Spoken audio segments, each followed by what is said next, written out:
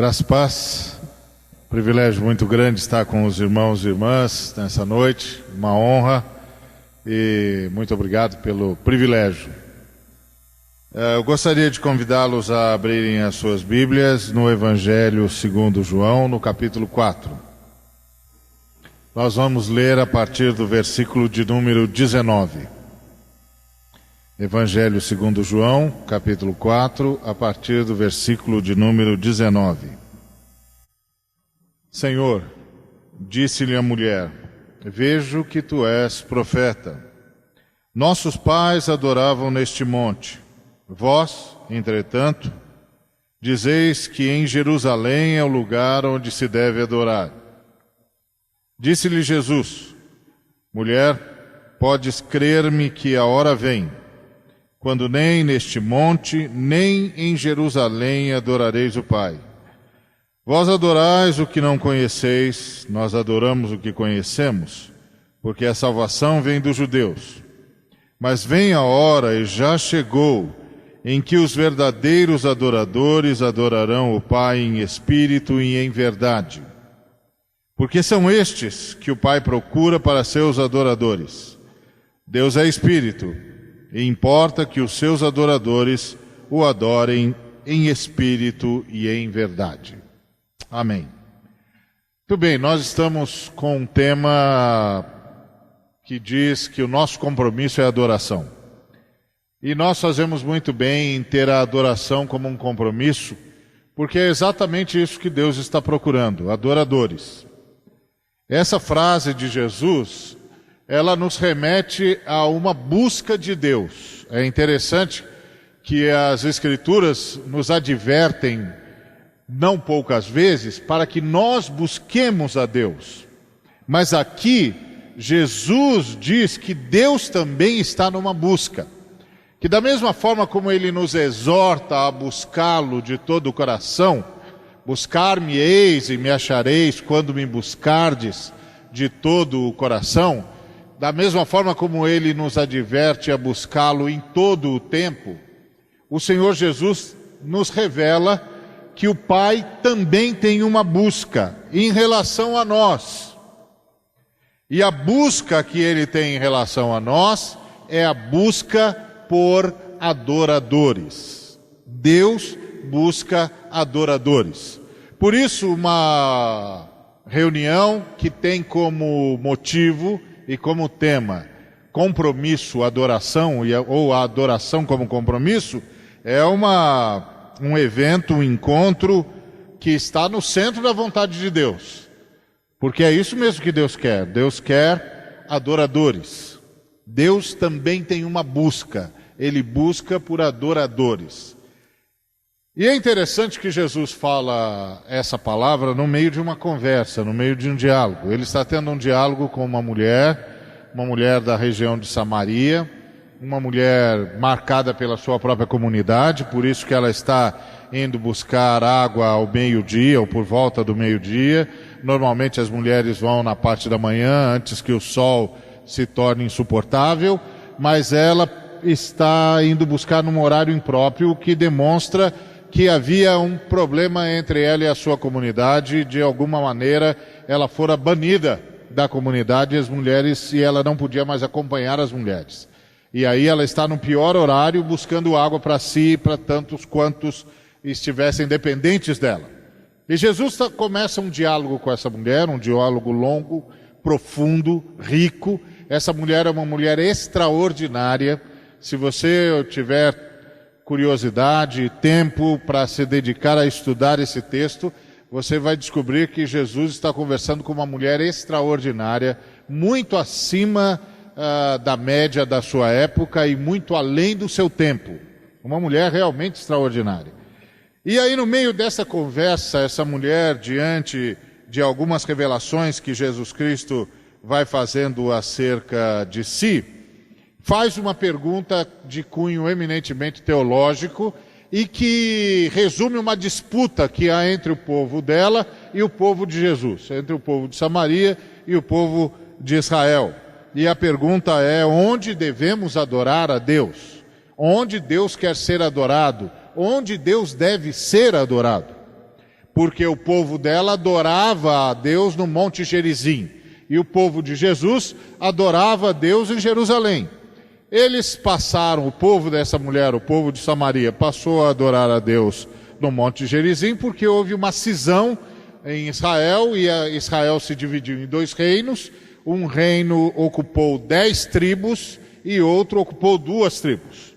O reino que ocupou 2 tribos, Judá e Benjamim, ficava ao sul e manteve consigo a cidade de Jerusalém, onde estava o tabernáculo e mais tarde o templo. E portanto, mantiveram consigo, em sua posse, o lugar de adoração. O povo das 10 tribos que se separou, que cindiu-se, que constituiu um novo reino, manteve o nome de Israel, mas perdeu o lugar de adoração.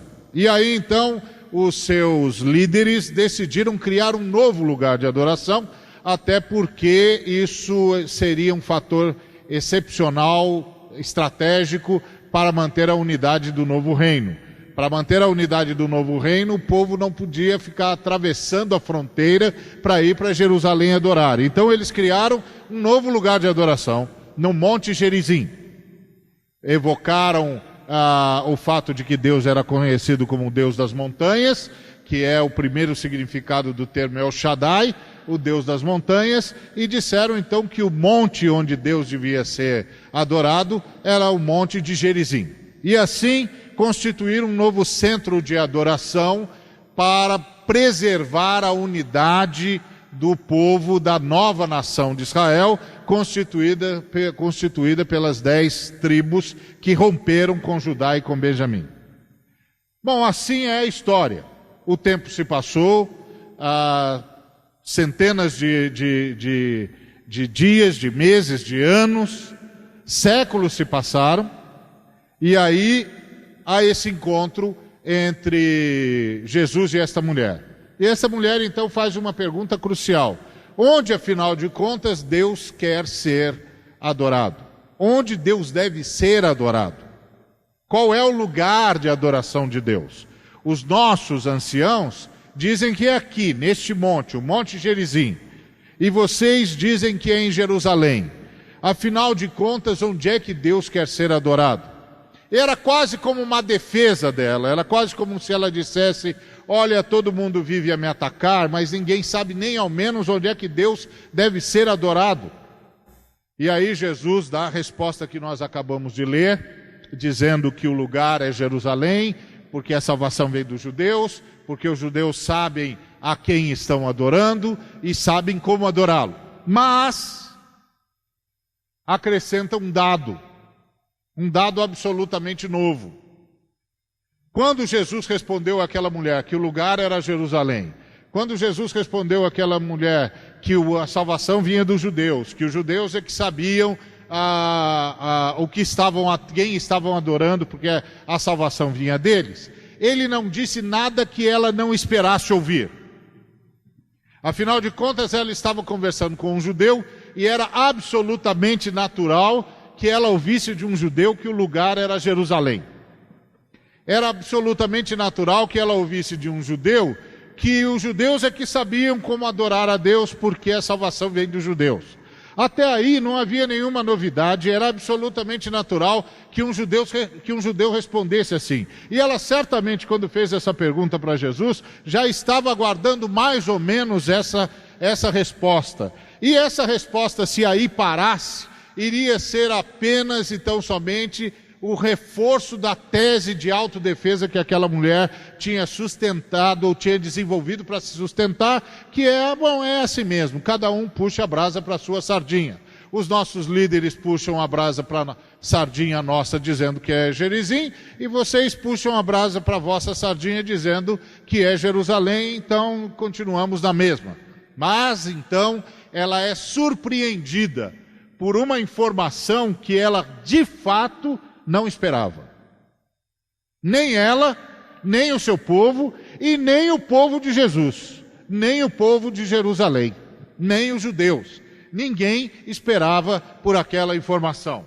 E qual é a informação que Jesus dá e que era absolutamente inesperada? Ele disse: vem a hora.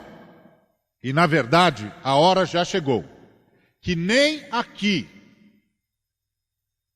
e nem lá, nem em Jerusalém e nem no Monte Gerizim.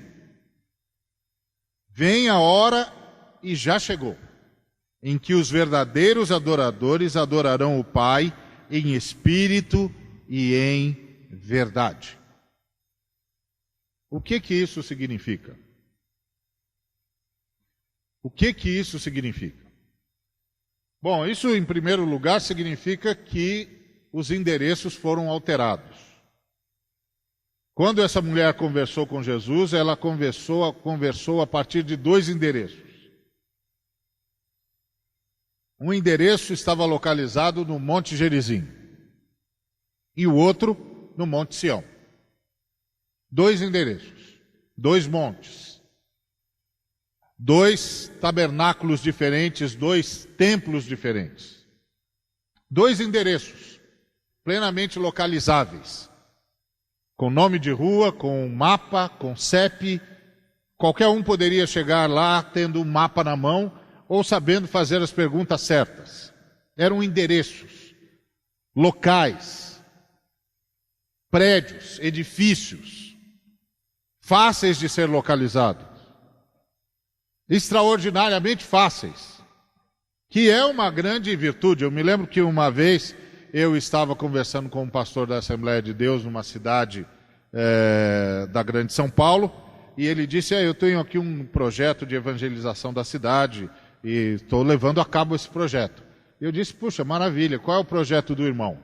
Ele falou: eu estou montando uma congregação em cada ponto final de ônibus. Onde os ônibus vão, para onde os ônibus vão nessa cidade, em cada ponto final eu estou montando uma congregação. Eu falei: puxa, extraordinário, muito bom.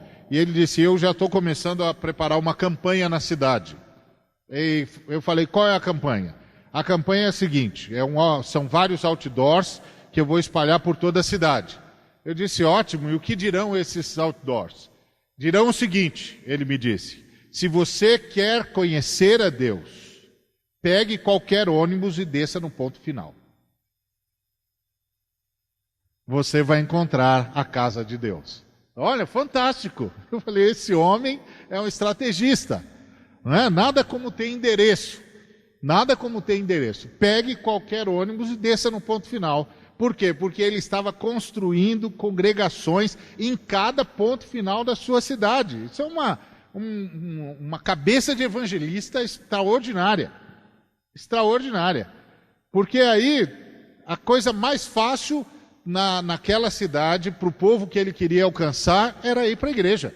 Basta pegar qualquer ônibus e descer no ponto final. No ponto final tem uma Assembleia de Deus, lá é a casa de Deus. Essa era a lógica dele. Então, aquela mulher falou com Jesus nessa mesma lógica, a lógica do endereço. E a primeira resposta de Jesus foi uma opção de endereço. Ele disse: não, é em Jerusalém. Pronto, optou pelo endereço. O endereço certo é Jerusalém, está no outro mapa, não está nesse, está no outro mapa. Mas aí Jesus dá uma resposta que ela não esperava, uma outra resposta que ela não esperava. E ele diz: mas vem a hora, e já chegou, em que os verdadeiros adoradores adorarão o Pai em espírito e em verdade. E acrescenta: porque são estes que o Pai procura. O Pai está buscando por eles. São estes que o Pai procura para serem seus adoradores.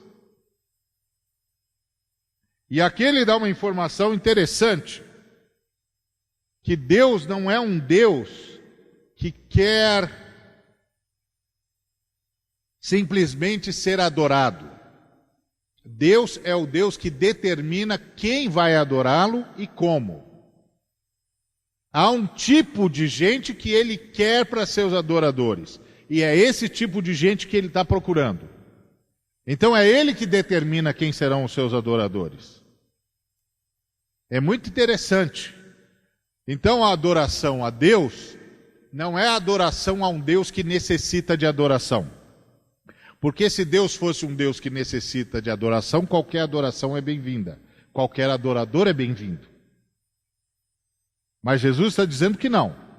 Jesus está dizendo que Deus está procurando um tipo de pessoa para ser seu adorador. E isso traz uma mensagem muito clara. Não é qualquer adoração e não é qualquer adorador. E isso é muito interessante, porque durante muito tempo na igreja, eu ouvi as pessoas dizerem assim, não era a melhor coisa, mas era para Deus, está tudo bem.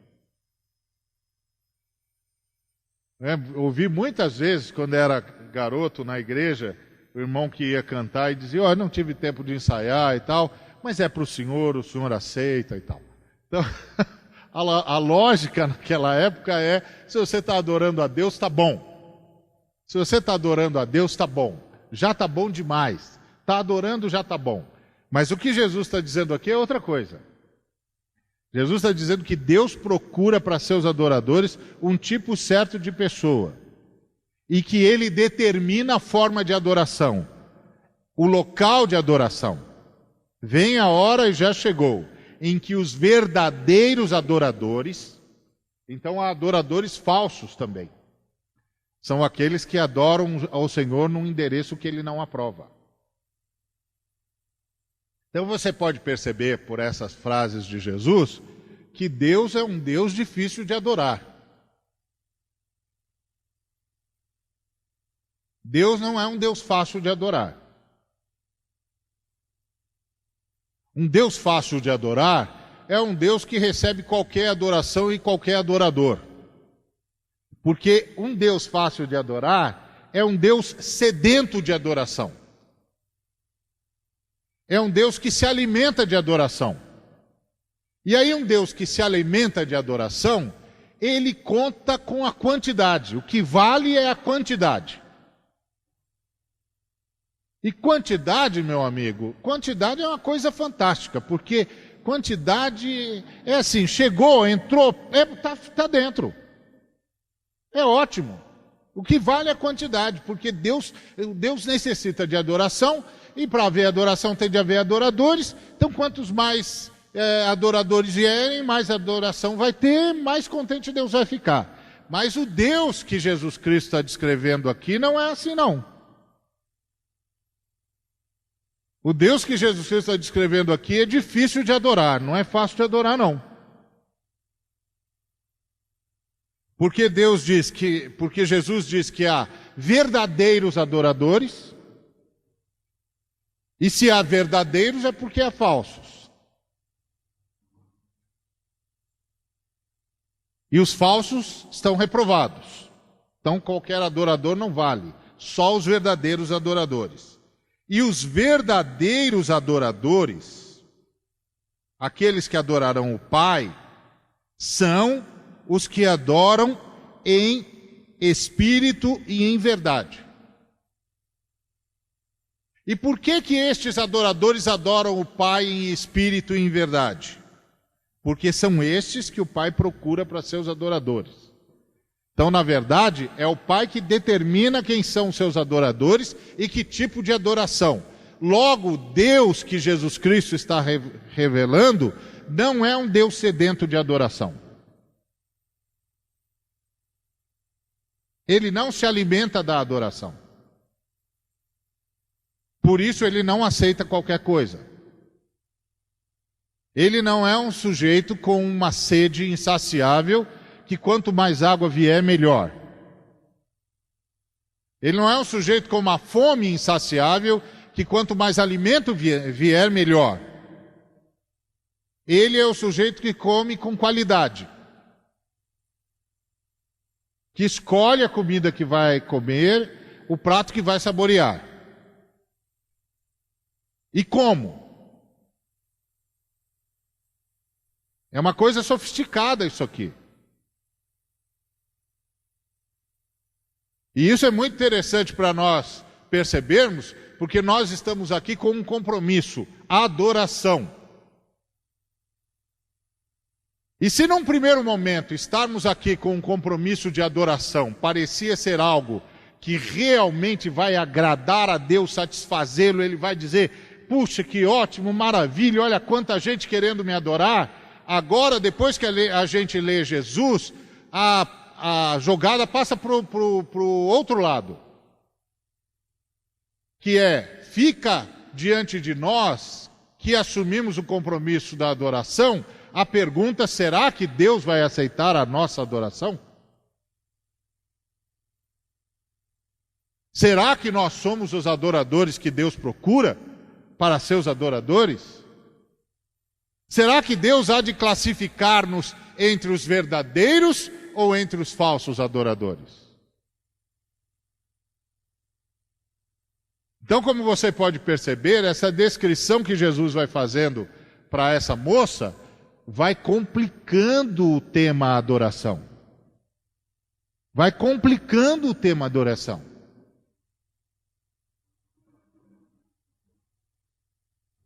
Não é qualquer adoração que serve e não é qualquer adorador que adora.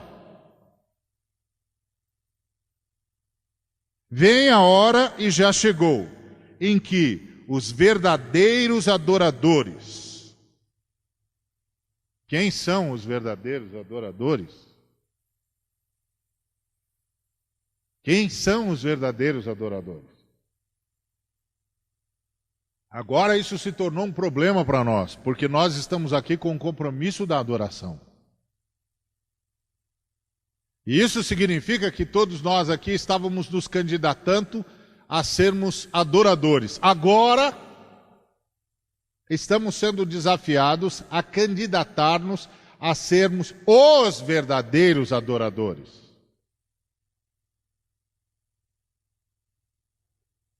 Então a situação ficou um pouquinho mais complexa. Quem são os verdadeiros adoradores? E aí, o Senhor Jesus diz que os verdadeiros adoradores são os que adoram o Pai em espírito e em verdade. O que é isso?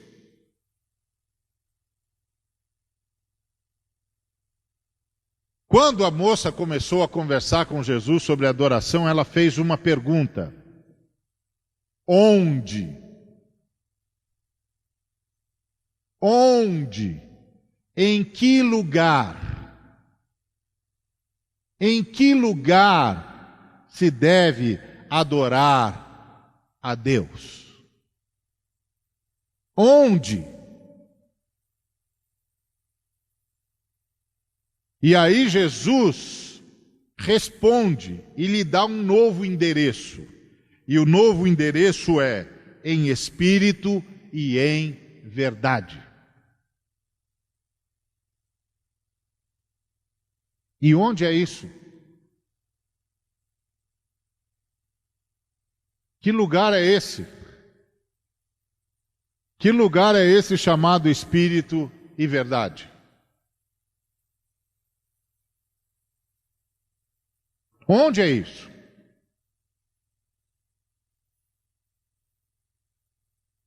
E aí Jesus complementa.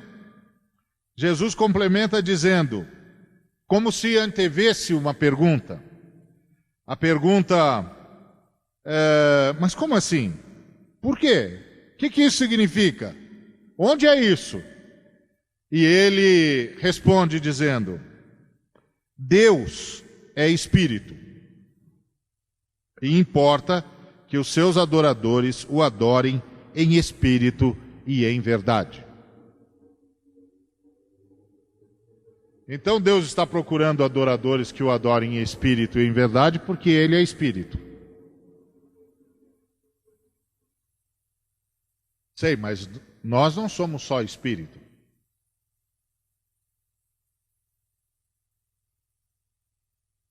Como é que faz isso então? Lembre-se, a pergunta daquela mulher foi, onde? E Jesus está respondendo a pergunta dela, onde? O que significa que Deus é Espírito? significa que Deus está em todo lugar. Que Deus não pode ser contido em lugar algum. Que não há lugar algum onde Deus caiba. Deus é espírito, não tem fronteiras, não tem limites, ocupa todos os espaços. Está em todo lugar, o tempo todo. E se você for ler Paulo diz mais ainda. Paulo não diz que Deus está em todo lugar. Deus diz que todo lugar, Paulo diz que todo lugar está em Deus. Porque ele diz lá em Atos que é em Deus que nós vivemos, nos movemos e existimos. Ele dá essa abrangência do Deus Espírito. Não é só que Deus está em todo lugar, é que todo lugar está em Deus. Porque é em Deus que nós vivemos, é em Deus que nós nos movemos, é em Deus que nós existimos. Todo lugar está em Deus. Esses dias uma moça de Minas Gerais me mandou um e-mail dizendo: olha, meu professor de filosofia disse que essa história que os cristãos dizem que Deus é infinito significa que Deus é um ser inacabado, porque infinito não tem fim, logo não está completo. E o que eu respondo para ele? E eu respondi para ela: diga para o seu professor que quando nós falamos que Deus é infinito, nós não estamos dizendo que Deus não acabou, nós estamos dizendo que não há nada que não esteja em Deus. E não há nada que possa vir a existir que não exista em Deus. É por isso que Deus é infinito. Que para nós, infinito não significa ausência de completude. Infinito significa espaço inalcançável. É impossível chegar aos limites de Deus. Qualquer coisa que venha a ser criada será sempre criada em Deus. Qualquer lugar que venha a existir será lugar em Deus. Qualquer expansão que houver no universo será em Deus. É outra história quando nós dizemos que Deus é infinito. Nós não estamos dizendo que Ele é inacabado. Nós estamos dizendo que todos os limites ainda estão dentro dele. E que se mais limites forem construídos, ainda estarão nele. Porque não há nada fora dele. E fora dele não é possível haver nada. Deus é espírito. Então, em que lugar se adora a Deus? No lugar onde ele estiver, que era a lógica dos endereços. Deus está em Gerizim ou Deus está em Jerusalém? E Jesus está dizendo: Deus está em todo lugar. E os verdadeiros adoradores de Deus o adorarão em todo o lugar. Em todo o lugar. Onde você esteve hoje pela manhã? Num lugar onde Deus estava. Onde você esteve ontem? Num lugar onde Deus estava. Onde você realizou a sua última boa ação? Num lugar onde Deus estava. Onde você cometeu o seu último pecado? Num lugar onde Deus estava.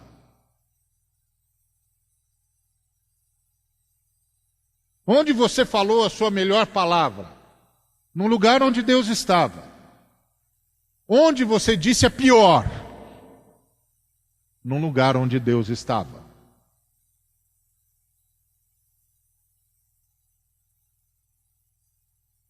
Então, onde se adora a Deus? Em todo lugar. E isso é adorar em espírito, é ter essa profunda consciência da presença de Deus. Isso é adorar em espírito, não é sair do corpo, não é ir para um misticismo extraordinário, extremamente volátil, para iniciados, nada disso. É ter uma profunda consciência de que não importa onde eu esteja, eu estou num lugar onde Deus está. Não importa onde eu vá, eu vou para um lugar onde Deus está. Se Deus se manifesta lá ou não é outra história. Mas eu vou para um lugar onde Deus está, porque todo lugar está em Deus. Não importa para onde eu me mexo num lugar onde Deus está. Não importa para onde eu viajo para um lugar onde Deus está. Não importa em que veículo eu esteja, eu estou num lugar em que Deus está.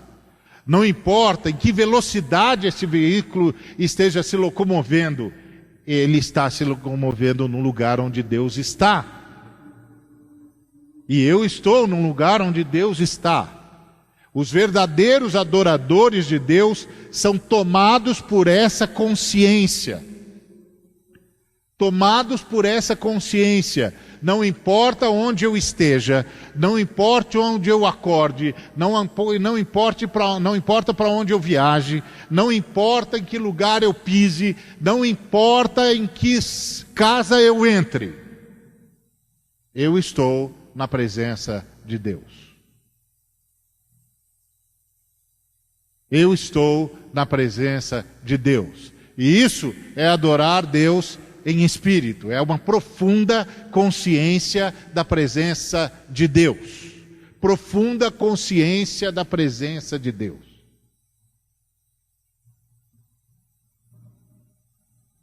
E em verdade,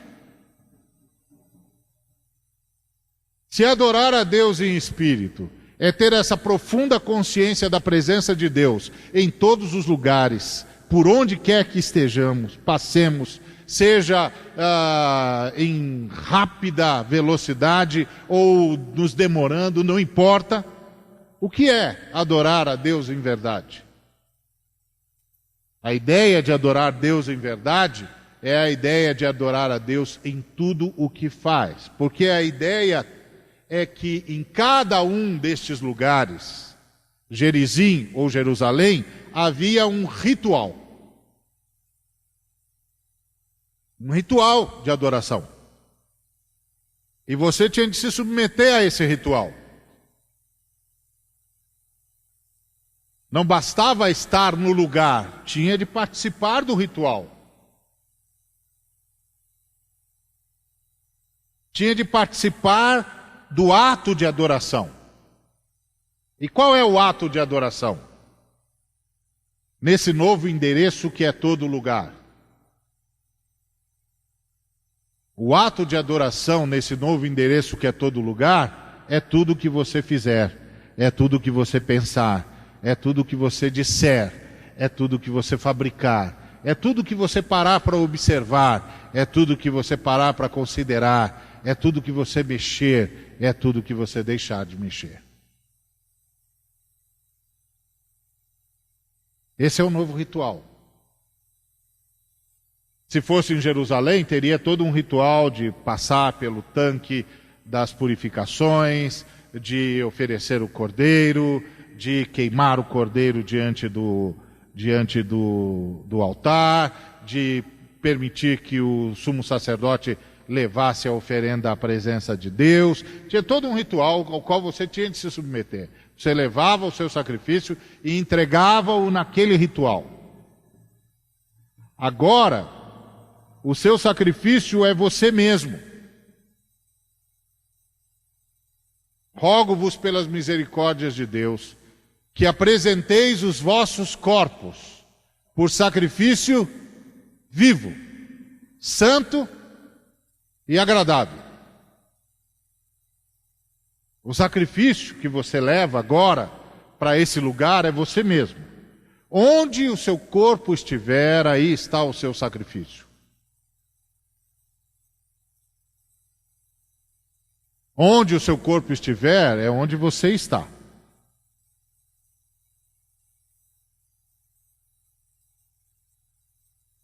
E onde você está é o lugar que você está para adorar.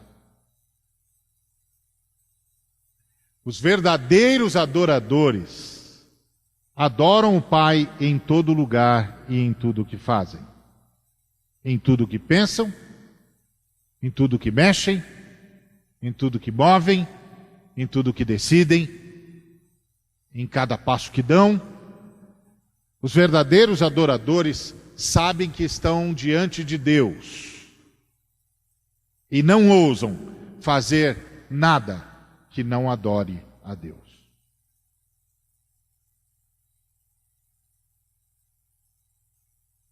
Porque Deus é Espírito e importa que os seus adoradores o adorem em todo lugar, com tudo que são e em tudo que fazem.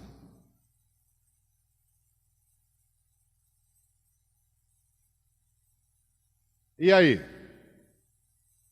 Você está classificado como um verdadeiro adorador?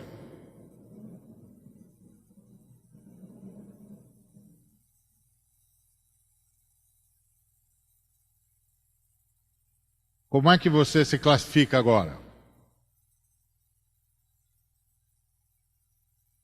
O Senhor Jesus diz que Deus procura essas pessoas para serem seus adoradores. Você foi achado por Deus? Você está entre os quais Deus vai dizer, Eila, Eilo, achei?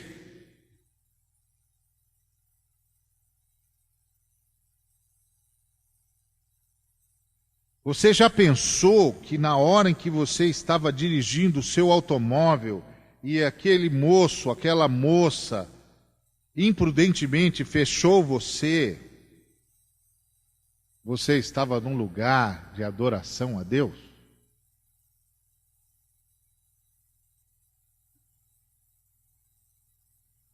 Você já parou para pensar que quando você estava chegando no seu escritório certo de que uma determinada tarefa que você tinha ordenado que fosse feita estaria feita e os documentos estariam sobre a sua mesa e você precisaria daquilo para tomar uma decisão imediata e que quando você chegou os documentos não estavam lá, ninguém tinha feito o que você disse, você imaginou que naquele momento você estava num lugar de adoração a Deus?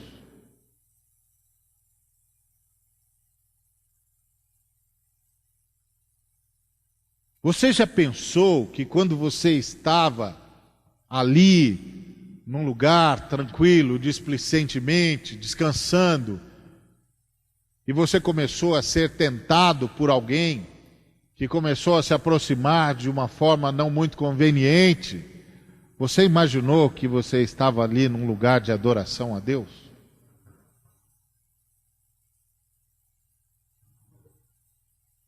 Que quando aquela pessoa respondeu bruscamente a uma pergunta sua, que você inclusive fez com muita gentileza, que ali você estava num lugar de adoração a Deus?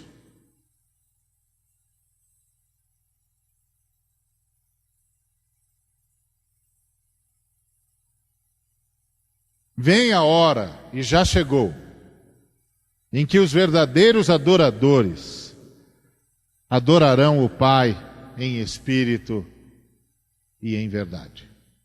Porque Deus é espírito, e importa que os seus adoradores o adorem em espírito e em verdade. Quando havia endereço, era mais fácil.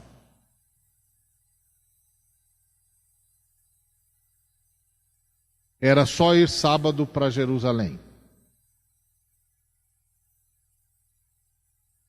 Mas agora, disse Jesus, a hora chegou, onde o endereço é todo e qualquer lugar. E o ritual é tudo aquilo que você fizer com o seu corpo, com os seus dons, com os seus talentos, com o seu pensamento consigo.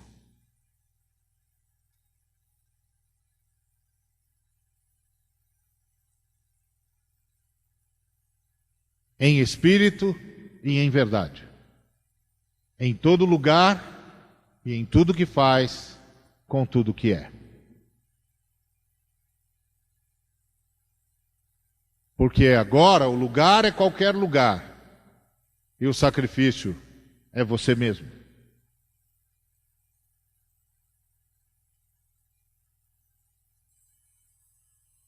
É o seu corpo.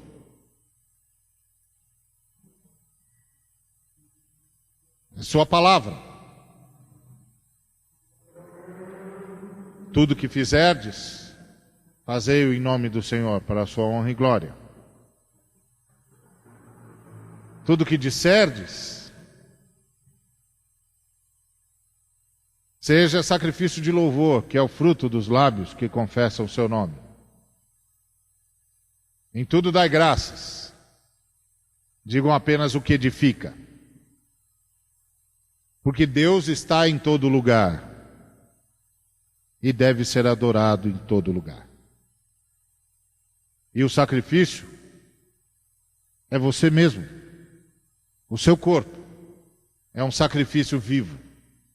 Deus não precisa mais de nenhum sacrifício que precise ser morto, porque o Cordeiro de Deus sacrificou-se uma vez por todas. E o Cordeiro de Deus sacrificou-se uma vez por todas, indo à morte, para que todos nós possamos oferecer um sacrifício vivo.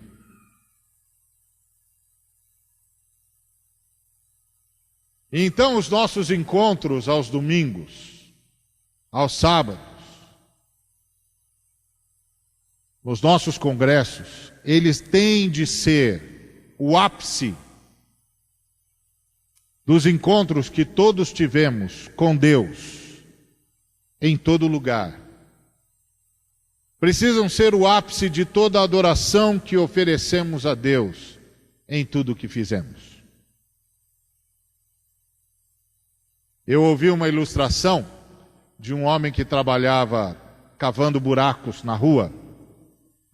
E a ilustração conta que ele, quando terminava o trabalho, apoiava o queixo no cabo da enxada e ficava olhando para o buraco que havia cavado. Enquanto seus colegas já tinham ido correndo para subir no caminhão, para voltarem para casa, ele ainda ficava olhando para aquele buraco. E aí depois ele ia calmamente, lavava a enxada e subia no caminhão para ir embora. Os amigos, uma hora, perderam a paciência com ele e disseram: escuta, todos nós, tão logo a gente termina o trabalho, a gente limpa a ferramenta e sobe no caminhão e você fica pendurado nessa enxada, olhando para esse buraco, fazendo o que aí? Aí ele disse: eu fico falando com Deus. E o que é que você fala com Deus? Eu digo para ele assim: olha, Senhor, olha esse buraco aí.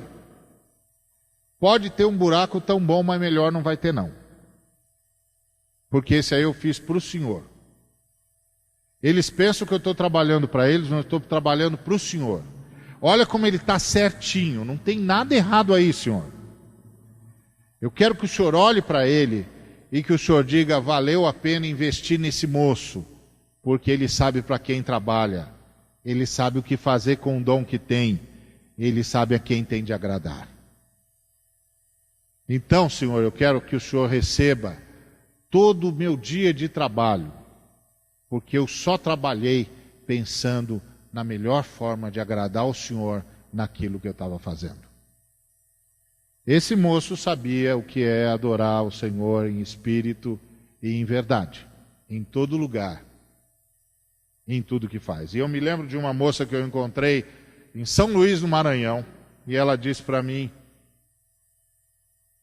meu emprego está muito chato, eu não sei o que eu faço. Eu falei: eu sei, posso te dar uma dica? Ela falou: pode.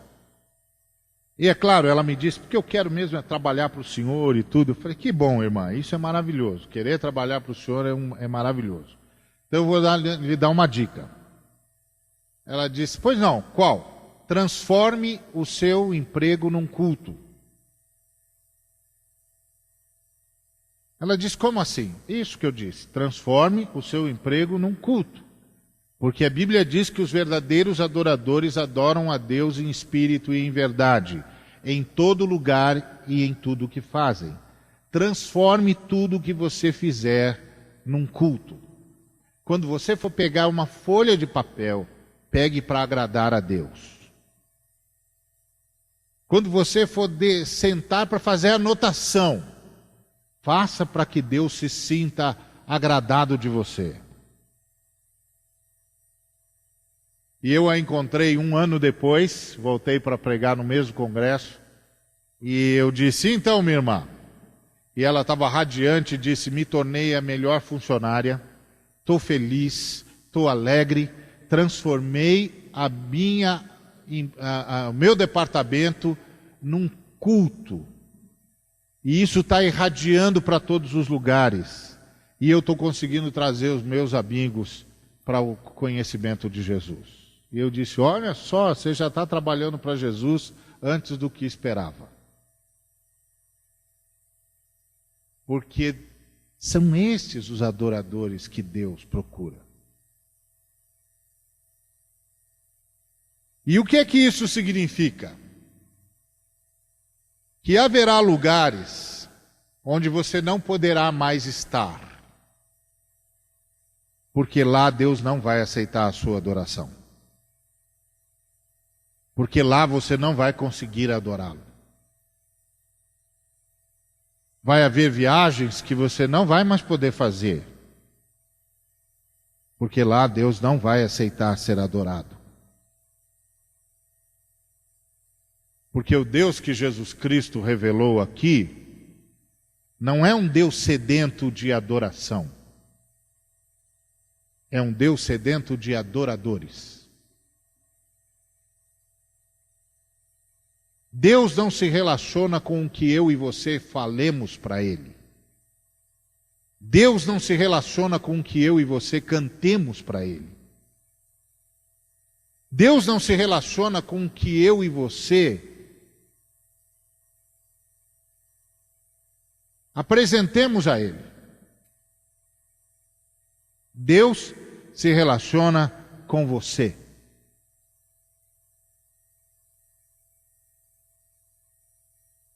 Deus se relaciona comigo. Deus se relaciona conosco.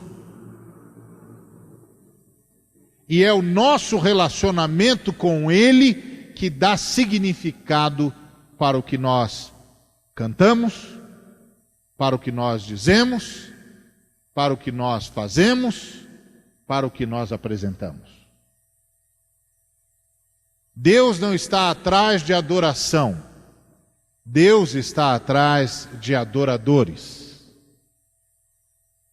Isso é totalmente diferente. Se Deus estivesse atrás de adoração, qualquer adoração servia. Deus está atrás de adoradores. E adoradores para Deus são aqueles que podem oferecer o único tipo de adoração que Ele quer receber. Que é aquela que a gente oferece em todo lugar, em tudo que a gente faz. Que é aquela que é fruto do nosso sacrifício. É para Deus. É para o Senhor. Isso pode significar qualquer lugar. O músico que toca no bar pode estar prestando um culto ao Senhor. E o músico que toca na igreja não. Porque Deus não se relaciona com o que você está fazendo, mas com você, com o porquê você está fazendo, com como você está fazendo.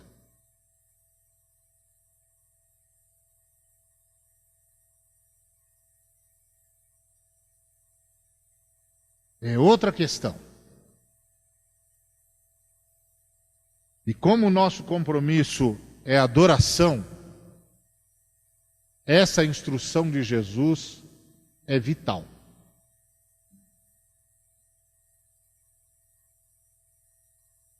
É vital.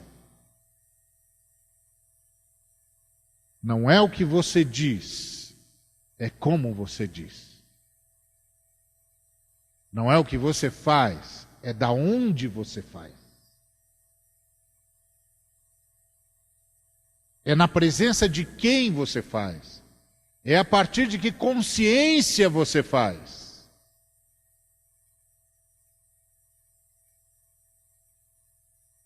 É outra história. Que Deus nos abençoe. Que Deus faça de nós os verdadeiros adoradores. Que Deus possa achar em cada um de nós o adorador que Ele procura. E amanhã, quando você se levantar, você saiba, você está se levantando num lugar de adoração. Quando você voltar para casa, você está indo para um lugar de adoração. Quando você voltar para o relacionamento com os seus, você está voltando para um relacionamento de adoração. Quando você estiver indo ao trabalho, você está indo para um lugar de adoração. Quando você estiver trabalhando, você deverá estar num ato de adoração. Quando você estiver conversando, você deverá estar num ato de adoração. Quando você estiver lendo, você deverá estar num ato de adoração. Quando você estiver assistindo TV, precisa ser um ato de adoração. Portanto, vai haver TV que você não vai assistir. Porque lá Deus não vai aceitar a adoração. Aquele ato, Deus não vai aceitar como adoração. E a coisa mais profunda que esse texto nos diz é que Deus agora, a partir do que Jesus veio fazer, olha para mim e para você, esperando que cada pensamento, que cada palavra, que cada movimento seja um ato de adoração. Um ato de profunda consciência de que Deus é o Senhor do universo, de que dependemos dEle, que estamos diante dEle e que vivemos por Ele. Porque isso é que é a adoração. É essa profunda consciência de que Deus é o Senhor do universo, vivemos nele, estamos nele e dependemos dele. E tudo que fazemos, fazemos nele. Portanto, só podemos fazer por ele, para ele e com ele. Qualquer outra coisa é uma infâmia, é uma abominação. Percebeu? Que Deus nos abençoe.